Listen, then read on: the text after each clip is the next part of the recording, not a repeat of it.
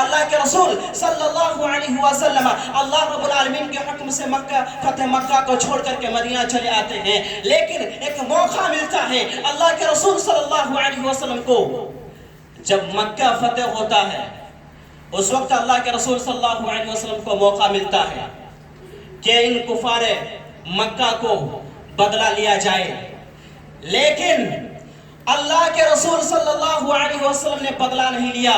اگر چاہتے تو ایک ایک ظالم سے اپنے ظلم کا بدلہ لے سکتے تھے، لیکن اللہ کے رسول صلی اللہ علیہ وسلم نے ایسا نہیں کیا، بلکہ آپ صلی اللہ علیہ وسلم نے وہی بات کہی جو حضرت یوسف علیہ السلام نے اپنے بھائیوں سے کہا تھا، لا تثریب علیکم اليوم، آج تم پر کوئی سرزنش نہیں ہے، آج تم پر کوئی بدلہ نہیں ہے، جاؤ وَإِذْهَبُوا وَأَنْتُمُ الطُّلَقَاء، میں نے تم سب کو آزاد کر دیا، میں نے تم سب کو معاف کر دیا۔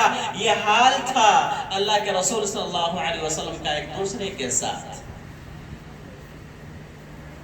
عفو درگزر کا معاملہ کیا کرتے تھے؟ آپ دیکھیں اللہ کے رسول صلی اللہ علیہ وسلم کو وہ یہودیہ عورت جو آپ صلی اللہ علیہ وسلم کے کھانے میں زہر دے دیا تھا، جب اللہ کے رسول اور صحابہ کرام بیٹھے ہوئے اپنے ہاتھ کو کھانے کی طرف بڑھا رہے تھے کہ اللہ کے رسول صلی اللہ علیہ وسلم نے منع کر دیا اور کہا، اے میرے صحابہ رک جاؤ، اس کھانے میں زہر ہے۔ اللہ کے رسول کے صحابہ فوراً رک جاتے ہیں اور یہ معلوم ہوتا ہے کہ وہ یہودیہ عورت اس بھونے ہوئے گوشت میں زہر ڈال دیا ہے۔ اس کو بلایا جاتا ہے لیکن اللہ کے رسول صلی اللہ علیہ وسلم اسے کچھ نہیں کہتے ہیں۔ اللہ کے رسول صلی اللہ علیہ وسلم اس کے ساتھ بھی عفو درگزر کا معاملہ کرتے ہیں، اس کے ساتھ بھی اللہ کے رسول صلی اللہ علیہ وسلم عفو درگزر کا معاملہ کر کے اسے معاف کر دیتے ہیں۔ طائف کا واقعہ آپ دیکھ لیجئے، اگر اللہ کے رسول صلی اللہ علیہ وسلم چاہتے تو طائف والے دونوں پہاڑوں کے درمیان پس سکتے تھے۔ جب طائف والوں نے اللہ کے رسول صلی اللہ علیہ وسلم کو لہو لہان کر دیا تھا، پتھروں سے مار کر کے ان کو زخم کر دیا تھا، فرشتہ حضرت جبریل علیہ السلام آتے ہیں اور کہتے ہیں، اے محمد عربی صلی اللہ علیہ وسلم اگر اجازت ہو تو میں ان دونوں پہاڑوں کے درمیان ان بستی والوں کو میں کچل دوں، اس بستی والوں کو نیست و نابود کر دوں، اس بستی والوں کو میں ختم کر دوں۔ اللہ کے رسول صلی اللہ علیہ وسلم کے جواب تو سنیے، اللہ کے رسول صلی اللہ علیہ وسلم بیان کرتے ہیں، ہو سکتا ہے ان کے اولاد ایمان لے کر کے آئیں گے، یہ نالائق ہیں، یہ فتنہ و فساد کرنے والے ہیں، جھگڑا کرنے والے ہیں، لیکن ہو سکتا ہے کہ ان کی اولاد آنے والے نسلیں ایمان لے کر کے آئیں گے۔ اور ایسا ہی ہوا، اللہ کے رسول صلی اللہ علیہ وسلم نے جو کہی، اس کے بعد آنے والے نسلیں اللہ کے رسول صلی اللہ علیہ وسلم پر اور اللہ رب العالمین پر ایمان لے کر کے آئیں۔ تو یہاں پر بھی اگر چاہتے تو طائف والوں کو اللہ کے رسول صلی اللہ علیہ وسلم بول کر کے ان کو نیست و نابود کروا دیتے، لیکن اللہ کے رسول صلی اللہ علیہ وسلم نے یہاں پر بھی درگزر فرما دیا، یہاں پر بھی اللہ کے رسول صلی اللہ علیہ وسلم نے معاف کر دیا۔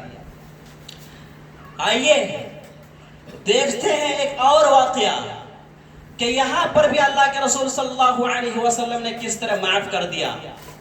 اللہ کے رسول صلی اللہ علیہ وسلم غالباً غزوہ ذات الرقاع کا واقعہ ہے، اللہ کے رسول صلی اللہ علیہ وسلم پیدل سفر کر کے آ رہے تھے، تھکاوٹ کے عالم میں آپ صلی اللہ علیہ وسلم ایک پیڑ کے نیچے سو جاتے ہیں، اتنے میں ایک دشمن آتا ہے، آپ صلی اللہ علیہ وسلم پر حملہ کرنے کے لیے وہ تغدو ہو جاتا ہے، وہ تیار ہو جاتا ہے۔ اللہ کے رسول صلی اللہ علیہ وسلم کی آنکھیں کھل جاتی ہیں اور وہ بندہ، وہ شخص کہتا ہے، اے محمد اب بتاؤ تمہاری جان کون بچا سکتا ہے مجھ سے؟ اللہ کے رسول صلی اللہ علیہ وسلم نے صرف اللہ رب العالمین کا نام لیا۔ اللہ رب العالمین کا نام لیتے ہی اس شخص کے ہاتھ میں جو تلوار تھا، وہ تلوار تھر تھرانے کی وجہ سے زمین پر گر گئی۔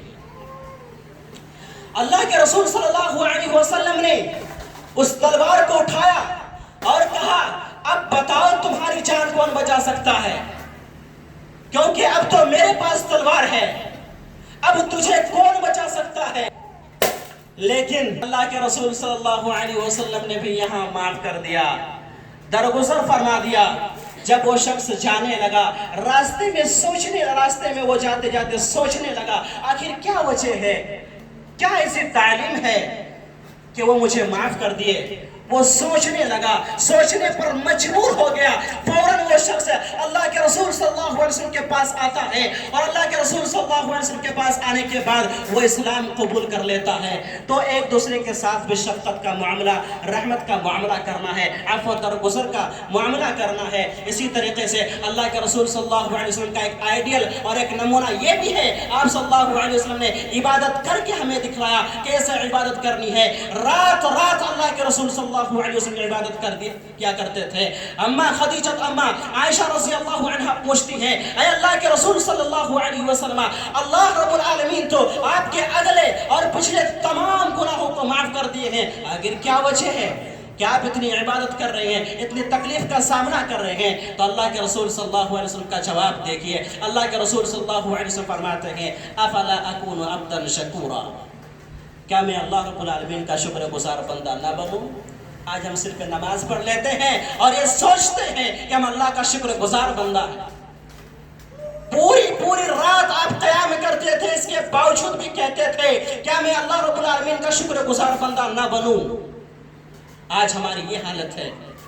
آخر میں اللہ رب العالمین سے ہی دعا کرتے ہیں کہ اللہ جو کچھ بھی ہم نے یہاں تقریر کی اس تقریر پر عمل کرنے کے توفیق عطا فرما۔ اے اللہ ہمارے دلوں کے اندر، ہمارے اندر اخلاق کریمانہ پیدا فرما، جس طریقے سے اللہ کے رسول صلی اللہ علیہ وسلم ہمیں اخلاق کریمانہ کی گواہی دی، اللہ کے رسول صلی اللہ علیہ وسلم نے ہمیں بتایا اور اللہ کے رسول صلی اللہ علیہ وسلم کے صحابہ نے ہمیں کر کے دکھایا۔ آخر میں اللہ رب العالمین سے یہی دعا کرتے ہیں اللہ تعالی ہمیں جو کچھ بھی ہم سے خطا ہوئی ہے، جو کچھ بھی ہم سے گناہ ہوئی ہے، اے اللہ تو ہمارے گناہ کو معاف فرما، درگزر فرما، آمین۔ وآخر دعوانا الحمدللہ رب العالمین۔